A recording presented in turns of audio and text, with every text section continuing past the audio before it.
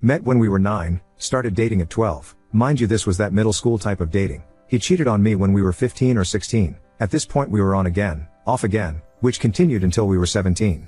I got a full ride to a university across the country for athletics/academics when I was 18. My first and only semester there, I hated the team and the coaches, and I had no friends. He flew out to visit me and we got engaged at 18 years old. He flew back a little over a month later and we had a courthouse wedding. I came home after the semester finished. He was 18 and I was 19 when he joined a very difficult/prestigious branch of the military. He left for 3 months for training, which was difficult, but we did fine. He came back for a few weeks and then left for a few more months for school for his particular job. During this time, I would later find out, he signed himself up on Bumble, and paid $50+ in upgrades for more swipes. He insists he never met anyone from it and no conversations that he had were ever anything more than introductions. He also, again, I would later find out a few years later, spent over $600 at a strip club. He says he was pressured by seniors to go and ended up paying for a VIP room for one of his buddies because he got the room and then didn't have the money to pay for it, and my husband said his friend was going to get into trouble. That weekend, he would go up and down the coast going to various clubs and another strip club from what I've gathered. At 19, we moved states and got our first house together. At 20, he deployed. This would be a very difficult time in our lives, and even more difficult after he got home. He developed a pornography addiction while deployed. I remember sitting on the bathroom floor at 4 in the morning refreshing one of his social media accounts. I could see his following numbers go up about every 5 minutes. All porn accounts. He pressured me for pictures and videos and I would feel guilty for not doing the things he wanted, and I felt like if I didn't he was just going to find someone else to do it for him. He came home 6 months later and we were okay, except I noticed after a few weeks that as soon as he came home from work he would practically beeline it to the bathroom and shower for 45+ minutes. Sometimes I would even go into the bathroom after and I could tell he dropped the bottle of lube on the ground and it was still slippery. Or I could see the ring on the counter from the bottom of the bottle. I did my best to ignore it, until one day I saw a charge on our account for $30 to someone with a very interesting name. I confronted him and he immediately looked away, took in a deep breath, brushed his hand through his hair and sputtered out a quick excuse that it was his buddy's wife who bought them all lunch during work. I don't know why, but I said okay and left it at that. He got up a few minutes later saying he felt sick and went to lay down. I got a text from him an hour later saying he was sorry and that he developed a pornography addiction over deployment and he sent money to a girl for her premium Snapchat or something. He says he felt so guilty he didn't even look at anything and he deleted her right after he sent the money. I realized that the day this transaction took place, he had bought me flowers. He has never done that before, not even on any special occasions. From here on, the dates get confusing for me. I don't remember what happened first or when or how far apart, but I'll do my best to include as much information as I remember. Sometime later. Maybe weeks, maybe months. I woke up to a message from an old acquaintance on a certain social media.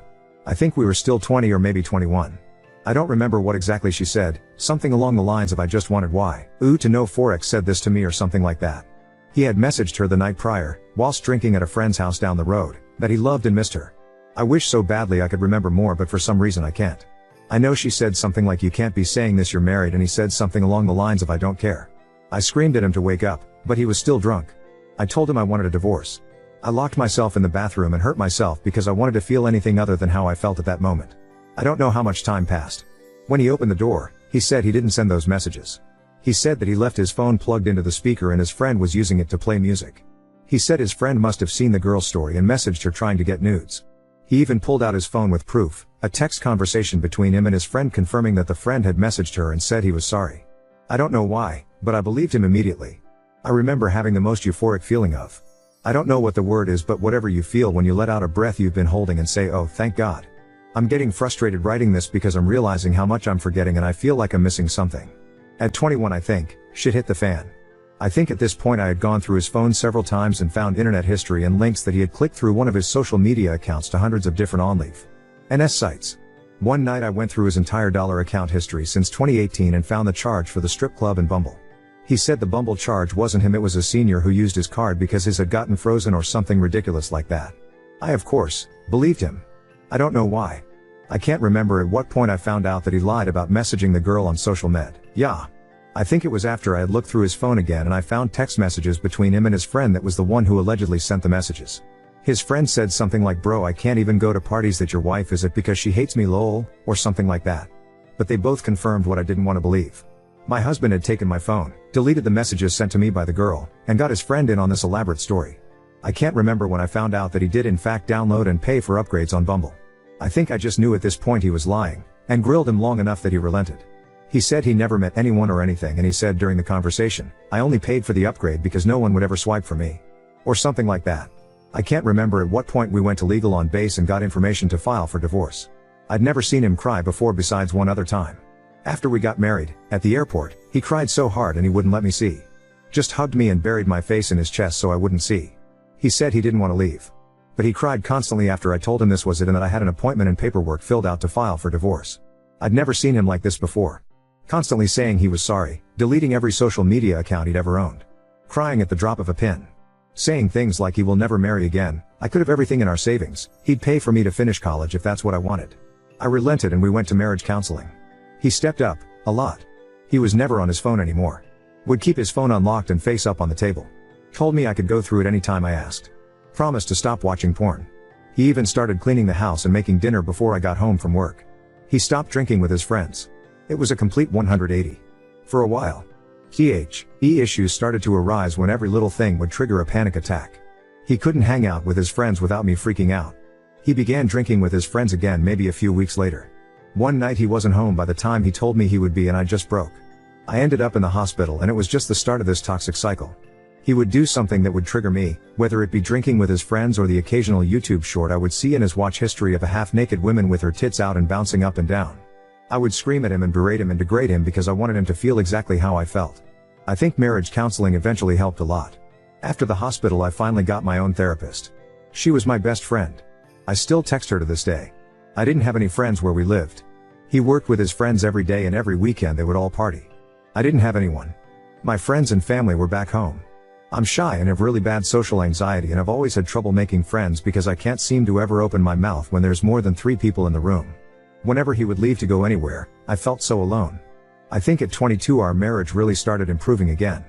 We went on vacation together and were able to work through a lot of issues and we were able to communicate things we were feeling and it was amazing. We both felt so hurt and we were able to find happy mediums on issues and relay boundaries that each of us respected. I was 23 when I moved home a few months before his contract ended. He tied up his loose ends on the house and work and he moved back home with me.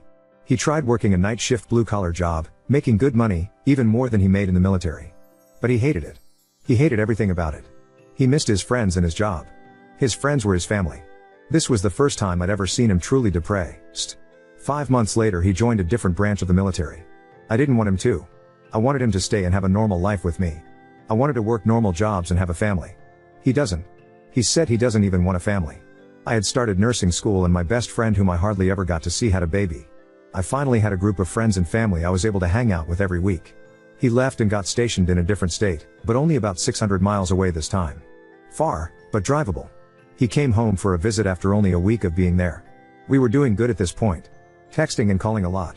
A little over a month ago he left to go across the country for a 6-week exercise in the desert. He didn't have his phone for most of it, but he was able to text me once over a week ago. He didn't text again after that, until I messaged him letting him know that a pet of mine had died. He replied immediately. I've realized that he has had his phone, but just hasn't been talking to me. Yesterday, he texted me in the morning letting me know that he was going to spend an upcoming holiday with an old military friend from his previous branch, and then the holiday after that he wanted to go see his extended family in a different state. We've talked a lot since then, not about anything good. I've asked why he's pushing me away and he said he's focusing on his goals. I said I felt like I was being put on the back burner until he was ready to acknowledge me and our marriage, and I tried to tell him he didn't have to be alone and that I would support him. He said, "You can't though. You say you can but you didn't support college or the CIA, so I kinda felt I should just do this alone and get rid of some of the negativity." And I realized he was right. He brought up college when we were about 21 maybe 22 and I actually scoffed at him because I didn't realize he was being serious. I didn't believe he could do something like that. He barely graduated high school. He went to 4 different high schools total, never getting above a 1.5 GPA. I tried doing his homework to keep him afloat but he didn't care. I even got him enrolled in the same online academy that I attended, due to public school not fitting around my athletic schedule, and I had to do every class and every assignment for him because he would never do them. He ended up graduating from what you would call an alternative high school. After telling me he wanted to go to college, he then told me he was going to join the CIA. This was just unfathomable to me. I didn't know what to do because he wanted my support, but I also didn't want to lie to him and tell him I believed in him. I guess I still don't. And I feel awful and I can't imagine the feeling of your spouse not supporting you unconditionally. I don't know how to support him in something I just don't think he can do. And now we're here. Neither of us want a divorce. Both of us know our relationship hasn't been the best. We both don't know what to do. I would feel so lost and empty without him. I've known him for more than half of my life. Our personalities are formed around each other. We talk the same, we have the same mannerisms. We experienced growing up together and becoming adults together. I just want to add that these experiences I've listed were the worst times. We've had amazing experiences together. We have so much fucking fun together. He makes me laugh more than anyone else can. He knows everything about me and has been there for every important moment in my life. I'm absolutely terrified of the future. I'm scared to tell my family if we get a divorce. I don't want to be another statistic. I know we got married young, I know we are a military family, I know that. I know that most of these marriages ended in divorce, but I really fucking thought we were different. I don't want to start over. I'm almost 24 and I know that's still considered young, but I've known him for 14 years. I thought we would have started thinking about having a family together by now. He just wants to focus on his career and says he doesn't think he even wants a family. I don't know what to do anymore. Update 1. After over 1,000 people castigating me in the comment section, I wanted to sort of give an update and answer a few questions. First off, yes, I can in fact type like a motherfucker. I had every intention creating this post with anonymity, which obviously went down the drain as soon as I started typing. I didn't think this would get more than a couple thousand views, and a handful of comments. I typed out every ignominious detail because I needed to see for myself everything in one spot. Someone said I must be exhausting to be around if I tell my friends and family all this. Well, you'll be happy to know that no one knows. I have never told any of my friends and family even a percentage of what has happened. That's why I ended up writing an epic. I wanted someone to know everything and tell me what to do because my brain has become this convoluted, the rose-colored type of convoluted, mess of. I don't even know. I have made my husband out to be this strong, loving, endearing, charismatic provider, and I know why. I've spent my entire life wanting to be the fucking best at everything. My dad's favorite thing he used to say to me every day after practice was second place is just the first loser. And I fucking held on to that. I was the best. I was the best at school. I ranked number 1 out of my high school class of over 700 people. I have hundreds of medals and trophies. I did take second place at nationals one year, even though that doesn't feel like an accomplishment to me, I know it should be. But after dropping out of college and leaving behind a full-ride athletic and academic scholarship, I wanted it to be worth something. I never told anyone I left because I hated it and couldn't deal with it. I told everyone I got married and he Joe, in the Marine Corps, and I wanted to support him. I didn't want anyone to realize that I couldn't hack it. I wanted it to be worth it. And if I had marriage problems or if I got divorced, it would have just been for nothing. I would have lost again. And I can't lose. I grew up hiding in my closet hearing my dad scream at the top of his lungs at my older siblings because they averaged C's and D's in school. I knew what losing would get you. And I would not lose. My mom cheated on my dad when I was a kid. I remember waking up one morning to them screaming on the front lawn, my mom trying to get into her car to go to work, and my dad grabbed her arm and ripped her out of the car. They don't know that I saw that. They worked through it, if that's what you want to call it. I thought that was what you were supposed to do. I thought that marriage was supposed to be hard and you were supposed to put every ounce of yourself into fixing your ups and downs. Many have asked if I want to live the rest of my life like this. Of course I don't. Who the fuck would want that? Why did I stay even after the first time? Well, starving people will eat anything. I have actually read every single comment, even the hurtful ones. God damn, you guys are fucking assholes, and I needed it. I fucking needed over 1,000 people telling me I'm a blind idiot to realize that marriage isn't supposed to be like this. And that I deserve better. Because I fucking do. I do fucking deserve better. And for all those saying I'm not going to leave because I haven't yet. I will fucking prove you wrong. I'm not going back anymore. I'm not going to fucking settle. I had heard the phrase sunk cost fallacy, but I didn't know what it meant. I do now. Thank you to everyone, even the ones who believe this post was a creative writing assignment. It gave me a laugh realizing that my life and my marriage has been so bad, that it's unbelievable. Last side note, yes, I did comment with my main account a few times. It doesn't even matter anymore. And feel free to shoot me a message and tell me I got this, because I'm going to fucking need it. I feel like I've been rug pulled near the edge of a cliff and I can't find my footing. I don't know where the ground is and when it will come. But I know wherever I land it will be better than where I am currently. Update 2. I have been busy living my life to the fullest extent possible. I can honestly say I didn't even think it was possible to enjoy life this much. I have never experienced happiness like this. I'm honestly having a hard time putting it into words how amazing my life has become. I filed for divorce probably within 48 hours within making that post. Papers were signed a month later, divorce was finalized 2 months after that. It was completely uncontested, we shared no assets, no children, thank God. It was actually a lot easier than I expected it to be. Honestly, the hardest part was telling my family, especially my mom. Everyone loved him so much because I, unfortunately, made him out to be so perfect. It was pretty much a slap to the face for her to find out. I felt awful. She cried for days. But she was so supportive of me. Everyone was so damn supportive of me. I turned 25 soon. I decided to get my nurse practitioner's license. So that's the track I'm on right now. I've made an incredible amount of friends this year. If I'm not working, I'm out having fun. I'm always doing something fun every day. I'll try to reply to any comments, but you know, I'm so busy these days. Smile. I have truly begun to find myself. And I'm fucking awesome. I am capable of so much. And I am brave. I am so brave. I did make one special friend from my original post, Bethany200300. Thanks to you and my best friend Katie, if you guys are reading this. Thank you for keeping me accountable and loving me unconditionally. I really didn't realize what a horrendous situation I was in, at least, not until after I made that initial post and received so many eye-opening comments. Lots of people were right though, I did already know the answer to my question. It's actually kind of weird thinking about it. It doesn't even feel real. Whenever I try to think about my life over the last couple of years, I can hardly remember anything. It's almost like I'm trying to recall a story that someone else told me. Anything that I do remember, I recall almost like I was a spectator, or an invisible third person in the room. And I just think this poor girl and what she's going through, I can't even imagine how awful. It just doesn't even feel like it was me. My real life started as soon as he was gone. We don't speak anymore. We haven't really spoken much since December. One of the last interactions we had, he was upset about the divorce and regretted it, and then he proceeded to threaten that he would murder anybody that I dated in the future. Yes, it's documented to the best of my ability. I don't think he would ever actually do anything like that. He hasn't even been back in the state this year. I think he's too busy. Last I heard through the grapevine, he got drunk, had a one-night stand, and got some girl pregnant. She wants to keep the baby. He doesn't. I think she even took a brick to his car and smashed the shit out of it. If I could give him one last piece of advice, it would be to start a savings account for this poor kid's future therapy bills. And to ask him if he ever realized that almost all of his monumental life mistakes have been committed under the influence of alcohol. But alas, it isn't my problem. He will never hear from me again. And I can say that with complete happiness and confidence. To everyone who said I wouldn't do it, and that I wasn't capable of leaving, fuck you, and thank you. I did. I did leave. I didn't walk, I ran. I fucking sprinted. And I didn't look back. To anyone who may be going through something similar. You can do it, I believe in you. If I can do it, you can, too. Now on to second story. Discovered my friend secretly recorded my husband for her viral TikTok, and now she's playing the victim after we reported her. I, 28F, am friends with this girl, let's call her June, also 28F. In fact, my husband, 32 mil, and I often hang out with June and her boyfriend, go on double dates, have weekend trips, etc. We've known each other for over 2 years. I would say that we four were pretty tight as a group, up until this weekend. My husband is an orthodontist. One of his patients is June's half-sister, Rhea, 12F.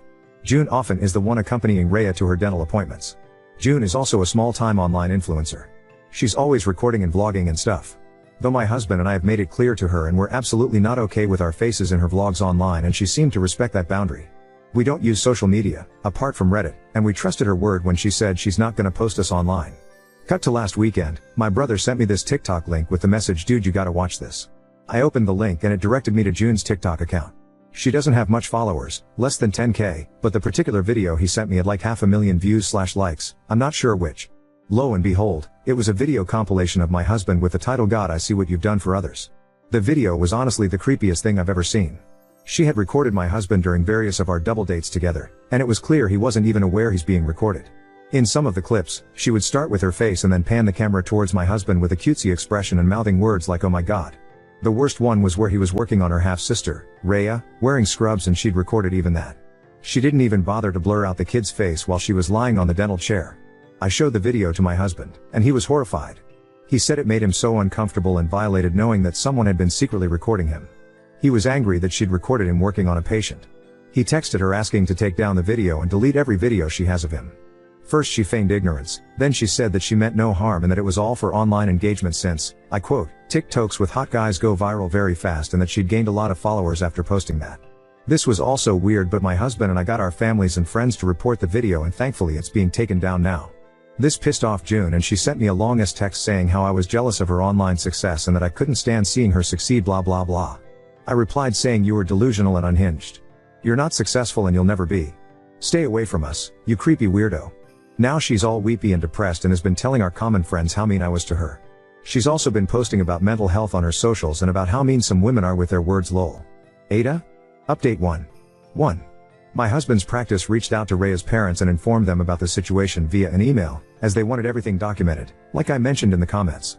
The parents have responded. They are shocked and very, very apologetic.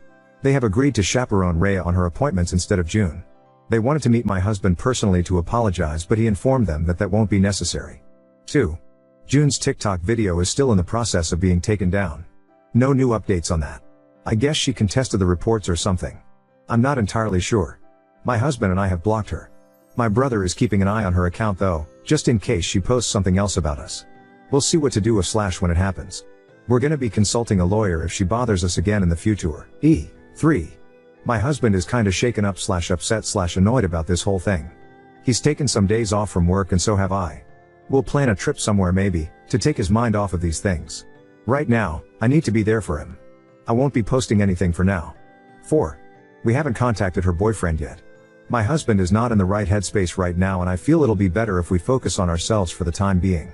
We don't want the added headache of how the boyfriend will react / if he's in on this or whatever. We'll inform him after some time. I know this is selfish but I think it's for the best.